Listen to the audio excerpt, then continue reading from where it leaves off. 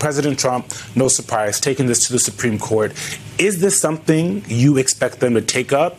And what would you expect them to think of something like this? Because it seems kind of cut and dry.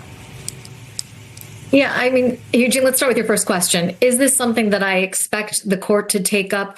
Possibly, not necessarily, but very well possibly, in part because this is a court that oftentimes will take up the president's quote unquote emergency request for its intervention. And here, what he's asking for, what he will be asking for, is a stay of an injunction by a lower court that prohibits them from doing any further above ground construction while this litigation continues. And so in order to be able to resume the construction, at least above ground, this president needs that permission of this Supreme Court. And knowing that, they may be hard pressed to turn down an opportunity to clarify what they mean. On the other hand, will this necessarily go his way?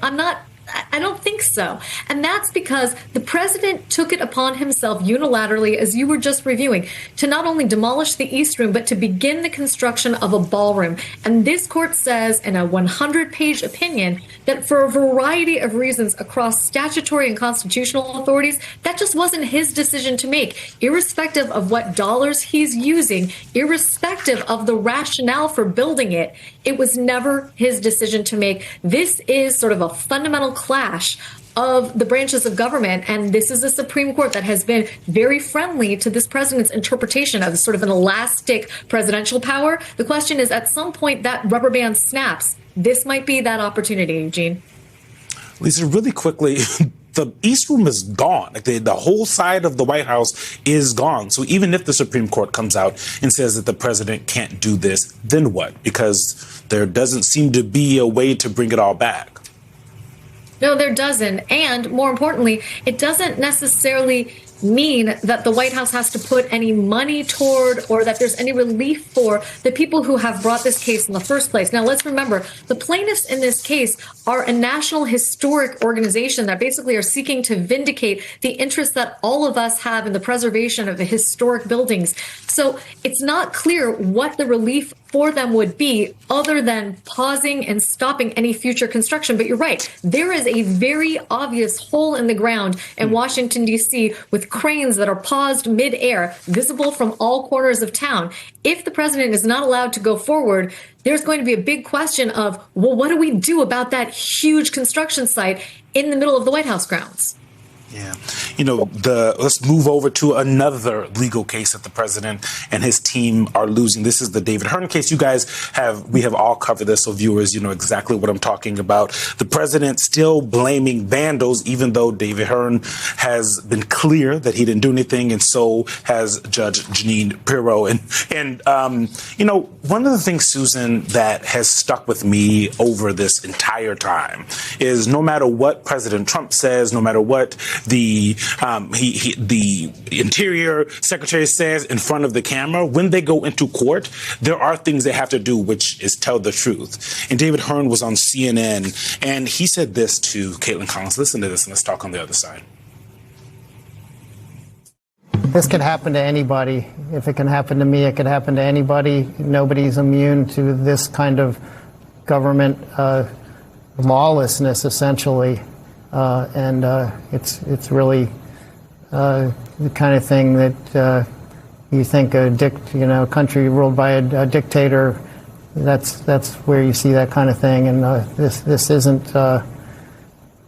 not the land of the free and the home of the brave that I know.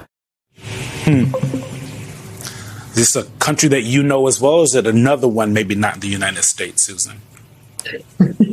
Look, imagine being out on your bike on a summer afternoon and stopping by the National Mall, looking at, what Donald Trump has already sort of wrought, the disruption. The cranes are all over the city, the digging, the visible signs of a man who is determined to put his personal stamp, writing it, physically across our Capitol. And then all of a sudden you're being charged with a felony because not just the president, but so many of those around him believe that his lies are more important than, the actual truth. It's a painful moment in the country. And I think that's why these stories are resonating for so many people. Eugene, I mean, it all feels like a profound challenge to what we think of as the United States. And of course, to do so while polluting the actual National Mall that's here to commemorate and memorialize and pay tribute to those very values that are being, profaned. I mean, it's just, tragedy or bad farce. And I think that's the through line here in these court opinions again and again over the last 2 years. Today's is no exception in that sense. Courts are screaming out to us and saying these are profoundly un-American decisions. And, we have, unfortunately, ample evidence that for everyone who says, okay, this is too far for me to go, apparently including even Jeanine Pirro, the former Fox TV host who's the U.S. attorney here in D.C., there are those who are willing to follow. And that includes Trump's acting attorney general, who now seems on the brink of confirmation. His personal lawyer turned into the attorney general, who can bring more cases like this, I'm afraid.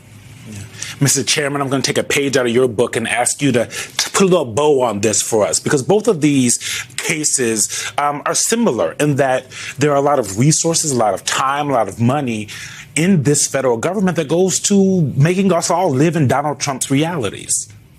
Well, that last part is it. He is forcing us to live in his reality. As a native Washingtonian, to see what this man has done to this city is an abomination. It is abhorrent. Even in during the worst days of the riots and the protests, where people were, spraying, painting here and there, you didn't see anything like that that touched on the monuments, if you will, of the nation. You may have, a business or a shop owner may have to deal with vandals, et cetera. But there was even amongst those who were angry at the administration, angry at the country, if you will, for the war in Vietnam or the lack of civil rights or the dehumanization of women and the subjugation of their rights. They didn't take it out on the national monuments. And that's what Donald Trump is doing. His imprimatur is, I'm going to turn this into me, and there's nothing you can do about it. And to the last point, before moving on to this one, about, this reflecting pool, the situation with the East Wing, what's the court going to do? The court's going to give him what he wants.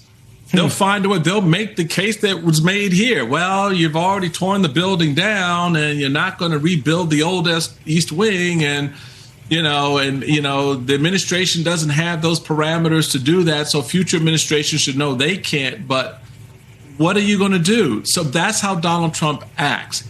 He acts, and then everybody else has to figure out how to undo it, and they realize they can't. He wins. And somehow, somewhere along the way, we as a nation have got to put a stop to this, because the Congress won't. This Congress will not, which is what the elections are ultimately going to be about.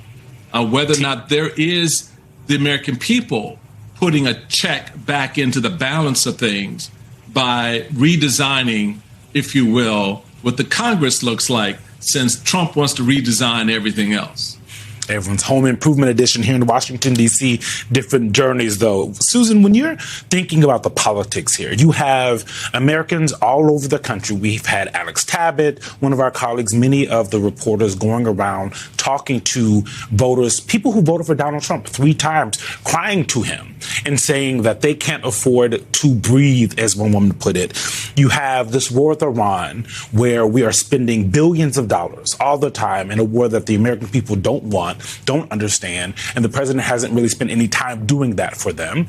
And yet the president is walking around taking glue sticks and gluing gold appliques in the Oval Office, spending all this brain space. Maggie Haberman says 70%, she estimates, of the president's brain space is to these renovations. When you have a president so completely out of touch with and completely doesn't even seem bothered by the things that are happening to the American people while he is getting what he wants, where does that leave us?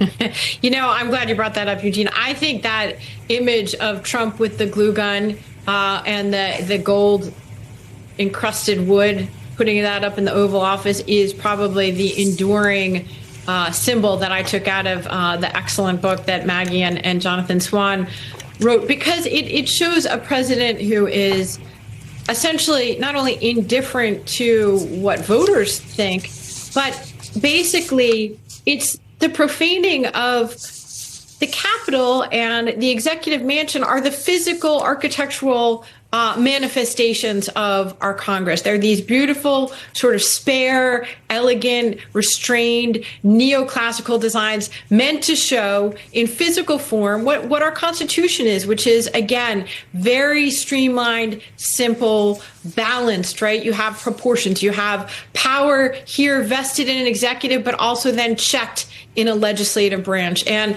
you encrust it with gold, and all of a sudden you've broken something more than just how the building looks and how tacky it is. And so for me, Donald Trump is all about, sort of like, forget the metaphor. He's the metaphor made real. But in the election year, does any of it matter? My view is that it's breaking through in a way that we haven't seen. That's part of the reason, obviously, for Trump's plunge in his approval ratings is people are worried about things like the price of gas. But also, I think it's pretty easy to make a connection between a president whose priorities are himself, the personal enrichment, and the engoldification of his physical surroundings at the expense of what Americans care about. And you see it in those numbers. It's not, Democrats already were sour on Donald Trump. The reason he's going down in the polls is because of independents, Republican-leaning independents. Even some Republicans are softening right now. He has the worst ratings that he's had of his entire time in politics